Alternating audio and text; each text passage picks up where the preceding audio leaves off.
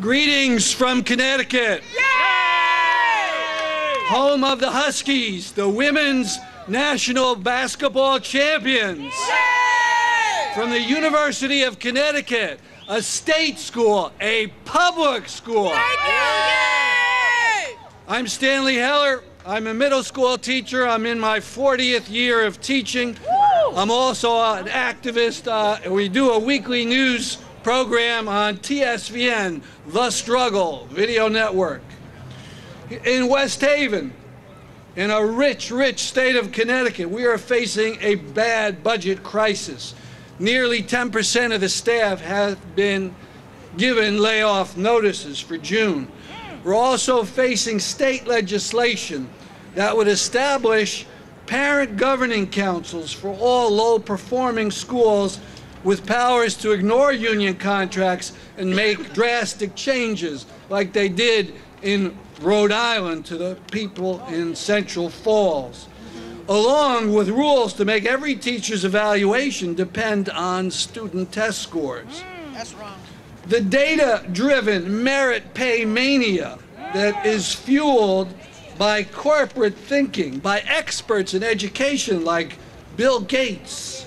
Experts because they have a lot of money. And they naturally think they know more than teachers in the classroom. That's right.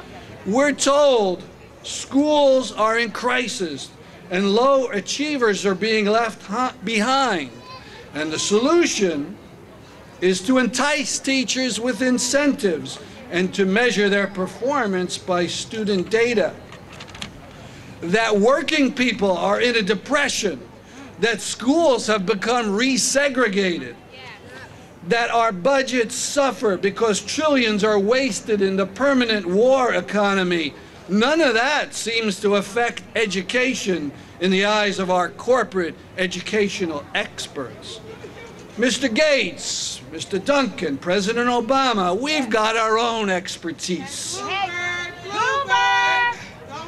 Mr. Big Cheese Bloomberg, yes, you too, with your billions. Adrian Fenty. We know kids learn when they have a stable family life, when parents are working and well paid, and have plenty of time to study and play with their children, where schools have low class sizes, where teachers are fairly paid, and where they enjoy the basic job security of tenure.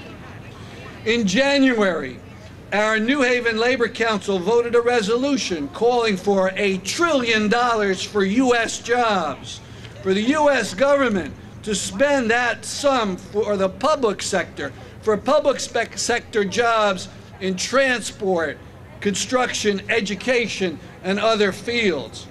We also need massive money for state governments now, without the strings, or should I say the tentacles of reform that Arnie Duncan wants attached.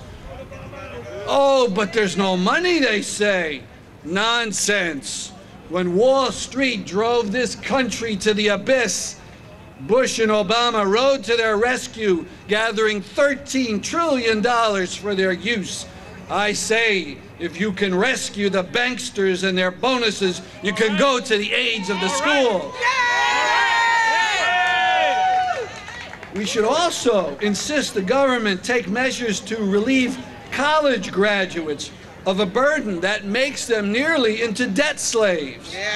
Years ago, if parents couldn't afford to send students to college, students would work their way through it.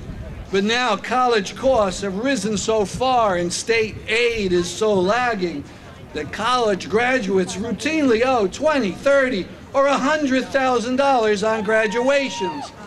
There's no natural reason for that. Many European countries have college for free. But in our country that pioneered free public education, we shackle our young people with debt. If we can forgive the debts of the Wall Street casino, we can cram down and forgive student debt too. I'm a union member, a former president in our local, the West Haven, Connecticut Federation of Teachers.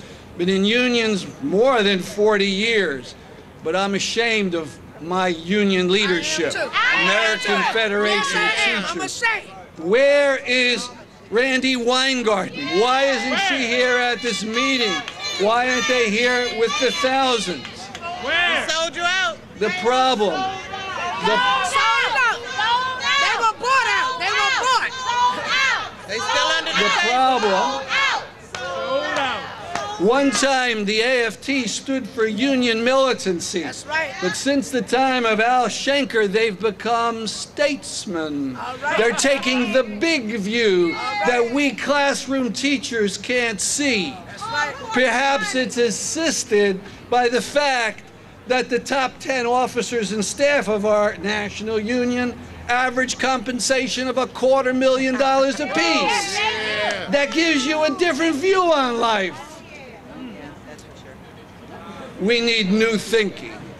When people go out to scapegoat teachers, you don't bargain with them, you don't surrender to them, you fight them.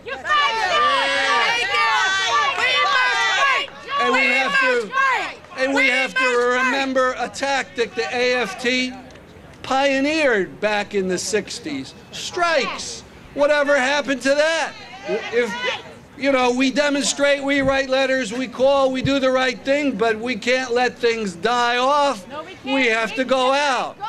We have to talk about statewide strikes because they got us on the local kind of thing. We have to think bigger.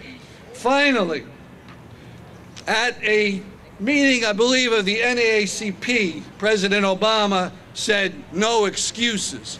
Unfortunately, I think he was talking about the old view, any problem you have is your own responsibility, the 19th century view. But I do like that phrase, no excuses. $1 trillion for jobs, no excuses. Protect teacher tenure, no excuses. No layoffs, no excuses. Defend public education, no excuses. Thank you very much.